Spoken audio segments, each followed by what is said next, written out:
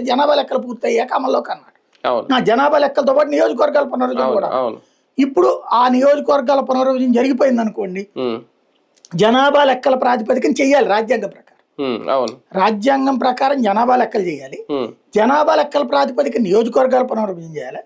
ఈ రెండింటి ప్రాతిపదికన మహిళా రిజర్వేషన్ అమలు అన్నది బిల్లు ఆల్రెడీ అమలైపోయింది ఉమ్, కాబట్టి చేసేయాలి ఇది. ఉమ్, ఉమ్. అది ఎట్లాగూ జరుగుతుంది, అంటే ఈ రెండు జరిగితేనే కదా జరుగుతుంది, అది జరగకుండా ఇది అవుతుందా? తేడా ఉంది కదా, ఖచ్చితంగా అవుతుంది. ఎందుకంటే ఇప్పుడు దేశంలో ఉన్న అన్ని పార్టీలు కూడా బీజేపీ మీద ఏం ప్రెషర్ చేస్తున్నాయి, ఉమ్, పాత ప్రాతిపదికనే చెయ్యంటున్నాయి. అవును అంటే జనాభా రొటీన్ ప్రాతిపదికన అన్నాడు. ఉమ్, 554 కూడా చేయమని వాళ్ళు చెప్పారు.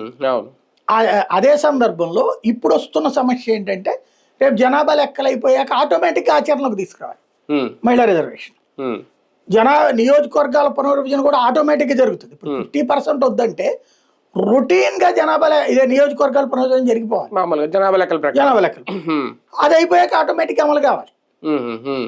ఏదన్నా మళ్ళీ పార్లమెంట్ నియోజకవర్గాల విభజన జరుగుతుంది, ఆటోమేటిక్ గా జరిగిపోతుందా? చెయ్యాలి, చెయ్యాలి అదే చేసి తీరాలి.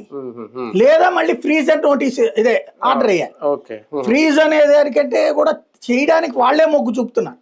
ఇప్పుడు వాజ్పేయి టైంలో ఎందుకు చేయలేదంటే ఈ గందరగోళాలు వస్తాయి. కానీ కేంద్రం 50% చేయాలనే ఆలోచన రాజ్యాంగం ప్రకారం జనాభా లెక్కల ప్రకారం చేయాలని. అది లేకపోతే కనుక జనరల్ ప్రాతిపదికన చేస్తారు.